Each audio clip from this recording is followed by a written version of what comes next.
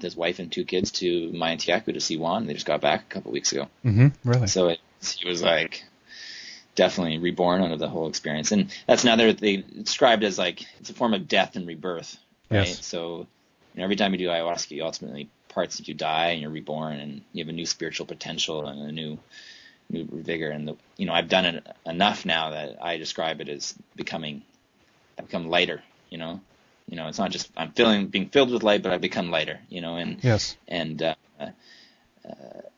so it does a lot of that, and I like, it's interesting what I'm learning, the way I'm learning from Juan, and with Juan, it's very there's so much compassion and love in it, and I find that, like, I used to experiment with other hallucinogens and things in the past, and they can be such traumatic experiences. And the thing with ayahuasca is it's like you can go through these experiences in this kind of ocean of compassion, right? And you don't feel scared for facing these things. And so I think that's really good for people, because I find people they can go through this, and then they kind of come out of it at the end of the ceremony, and they're invigorated, and they talk about things, and yes. Increasingly though, it's for me, I'm, as a ayahuasquero, when I run the ceremonies, I'm basically opening up and channeling this energy that then people are receiving. And it's, there's a lot of energy out there right now. Yes. And I'm being able to increasingly bring forth this energy, and I'm seeing quite amazing things in people after the fact. 2-3 weeks later, they're just still got the energy, and they're really optimistic about life, and it's quite powerful medicine, and it can kind of work through things really quick. And another thing it is also they talk about it being like, it kind of opens like telepathic kind of empathetic connections to others and to life and everything like that. And if I'm doing ayahuasca in someone's home, I'll really open up to them, that person in their home, and I'll kind of feel them deeply, because I know I'm in their home, and I can just, the boundaries are dissolved, right? Yes. So it's quite neat that way. I just did a ceremony on Friday night, actually, and the woman that was there incarnated a lion. Okay. she started to like become this lion. Like in the darkness, I could hear her growling, and then I could hear her just say, "Is this all right?" I'm like, "Great, go for it," Right. And then she was just taken over by this lion that was like, there was a lion in the room, and all I could do was sing calmly and try to keep the calmness there and let her play, to go through this experience. And yes. So things like that can happen too. do you take ayahuasca at the same time? Oh yeah. With her? So basically what I do is I take it, we all take it, and then we do it in darkness, and everyone lies down. And the best thing is for people to be lied down and just go inside. Yes. It's powerful when no one's moving whatsoever, right? Yes. And then I sing what are called ikaros, which are these songs that mean thankfulness for plants. And so basically, in exchange for the plant spirits to do the healing, to come there, I give them these songs and these vibrations. And these songs are songs that have either been taught to Juan by the plants themselves, or they've come through his experience. So he's been teaching me these songs, and I've been learning them. And so I sing for basically an hour and a half of these ikaros. And then after that, I do a healing, which is called a soplado, which is it's kind of where you seal the deal, you seal the plant into the person. And by me singing with the ayahuasca, the way it feels for me is, and I'm singing these songs, I just build this incredible energy inside of me that just builds up and builds up with the vibrations of the songs. And then after an hour and a half of that, when I do the soplado, I have this flower perfume water that Juan makes, and I have tobacco, and I do a blowing, basically of their auric field, mm-hmm.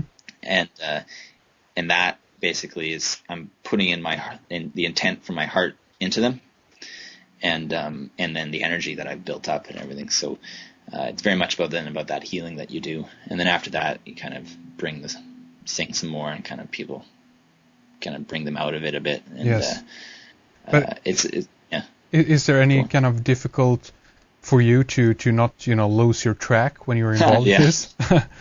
Yes, there is, and it's funny because it's been when I decided for the first while I had no energy. When I took it, I'd be floored, right, like most people. And then I started to, after their first visit, quickly I felt the plant gave me a whole new role. It gave me energy suddenly, right? And I was more, attuned to the people around me and trying to take care of them. And then I decided to start, after Juan kind of said, go for it, and started to try to conduct them myself. And for the first while, I would sing for like 45 minutes and then just blow my top.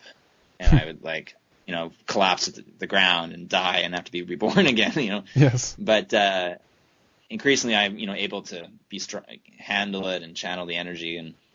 But like, I do feel that there is an increasing amount of energy coming into this matrix, whatever we are in right now. And that, it's kind of going at the same time as I'm getting better at this, that I'm channeling more. So even on Friday night, it was a real struggle to keep it together. I mean, I pulled it off, but by the end, I remember I did a couple of the healings, and then I kind of collapsed. And then my friend Andre was singing, and he leaned over and he's like, "You're sleeping on the job, Jim." Right. Oh yeah, okay, yeah. Where am I? And Yes. I was off somewhere far away, but so it's sometimes I think I felt comfortable there that I could do that, and Yes. normally, but it's been a slow process to be able to keep it together for the whole time. Yeah, so it's interesting too, because what's happening now is that I'll be singing there, my eyes will be shut, and I will be in this other dimension, and there'll be these beings that'll be kind of showing me things and opening interdimensional doorways and things, and I'll be singing, and what I see with my eyes shut interacts with how I sing, and then I'm learning now that if I lift my hands and I move my hands, it changes the tone that I hear. So the plant is teaching me how to direct energy with my hands. So I'm doing all these things at once, and it's, trying to keep present in it and not be totally discombobulated and lost in it is Yes. It's taken me a long time to be able to get there. Yes. But it's in a humbling, because I think about Juan and what he does, and I can only imagine the work it takes to be able to go there, so. Yes. I mean, this is very interesting. I mean, tell us a little bit more about, I've often heard the idea that you meet something or someone in the ritual, so to speak. You mentioned beings. I mean, is like anything is possible, right? Could anything happen, or is this in any way usually something similar happens? Tell us about it. Well, I mean, everyone's experiences are different, and for me, I seem to be going back to this space, and I, continually, it seems to be a kind of a visual space that I'm connecting to and working with, and I almost feel it's like, they're elemental beings that are, and I'm in, this dimension of energy or whatever that, and they're there to teach me and help me, and I feel like I'm entering into a dialogue to work with them. So that seems to be a reoccurring thing, and where other people go, people can go anywhere to find themselves in the Amazon 3,000 years ago, with like Juan's ancestors to going to somewhere in space and things like that. So, yes. But it's interesting because Juan even mentions that, the visions are a distraction. It is very much about the thoughts in your head, right? And that's where the real power is, and the real healing too. So, and the ideas that come forth and the clarity, like I felt this Friday, for me, it was, I had received a lot of clarity. Like I found like all these pieces in my life suddenly kind of really came together, and I could see it more clearly. Yes. And so, and it was kind of a powerful one for me this weekend, because I was doing the ceremony I was asked to do a ceremony for a young boy who was 16 months old that has a rare liver cancer, and a friend of the family asked me to do the ceremony as a way to provide nourishment for the family. And so I met the boy and the family, and then we did the ceremony, and I was puking all night, actually, at the end of the night. Mm-hmm. And I just felt it was related to his sickness. And then the next day I saw the family and did the healing on the family and on the boy. And then the next day the boy died. No, really? So, yeah. So then just today I was back to the family and did another healing. And it was, not what I expected. Yes. But I do see, obviously, it played a role in the passing over to the other side and the blessing and everything. But it Yes. was a little bit of a shock to be like, Of course. meet this family, do this thing, and then the boy dies. Yes. So it's, I mean, ayahuasca definitely teaches you a lot about death and not to fear death. And, they say it's very similar to the experience of death, right? And, Yes. so And the boy was very sick, I reckon. So, I mean, this was... very sick. Yes. Riddled cancer. So, obviously I am an optimist and I was hoping for some kind of miracle, but, I knew there was no coincidence that we were connecting, and the family and stuff and the boy, and very powerful teaching too for me. Yes, of course. Yes, I understand. Yes, I mean, So. What do you think it actually is? Because again, I'm always kind of interested as well in of course both the speculation, but also a little bit in like the science of it all. I mean, is it the plant itself that is in some form conscious? Is this only releasing something that actually internal in the human being? Is this nature or even God speaking through the plants? Have you any idea or theories? I mean, it's, on one hand, I would say, yes, it's internal, but that's from the perspective of we're one with everything, right? So, but the plants are conscious beings, intelligent doctors. Ayahuasca is, the Ashanikans call it God of the Earth.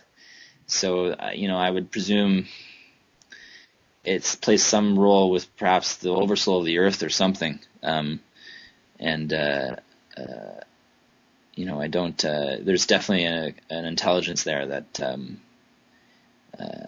is directing us more than we're doing anything with it, or, Yes. So, I mean, and it's, but then I think it can help you raise your own consciousness to the point where you're one with the consciousness of the earth itself. So, and I think that's perhaps what ayahuasca is doing right now, is really kind of transforming consciousness on a global scale.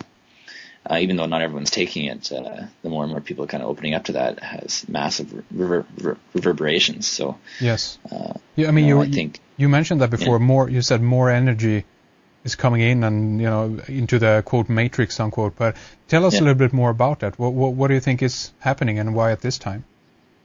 Well, I do. I mean, from my work with Juan and through other elders, I mean, it's definitely, we're in a period of transformation. And I mean, according to Juan, it's funny because, me coming out of a very rational, skeptical world, I still am very skeptical when I read about a lot of other New Age stuff and things like that. So, but, coming from Juan, he talks specifically about us we are going through an ascension phase right now. And there is increasing energy coming through that obviously has to be grounded and integrated into the earth experience, right? So I think that's one way, is that the plants are receivers of this energy, and one way of us integrating it and kind of channeling it into the earth and humanity and everything is through ayahuasca, right? So I believe that by doing these ceremonies, we're anchoring this new energy and dispersing it. So it's very much what I kind of feel. And so, Juan talks about, last time he was here in November 2007, was that we had 3.5 years more of ascension, and then 6 more years after that to kind of tie up the loose ends or something, whatever, to kind of make everything right. Really? But, yeah. So up to up from 2007 up to 2010, something like that, right? Well, but I know, I'm like, when did he tell me that? That was 2007 November, so he said 3.5 years. So you're looking at closer to 2011, yes, around then. So, and I would, I believe him. I feel that, at least with ayahuasca, you become very in tune and sensitive to these things. And I every day it seems to be intensifying in certain ways. And I think that's, one experience I've been finding with Jake is that, some pretty crazy trippy stuff that can happen when I hook up with that guy. Jake is wonderful. Yeah, I love Jake. So it's like, it's there's something there is a process happening, and yes, and it's this ascension process. And according to Juan, ayahuasca plays a central role for that too. So and he says it always has, right?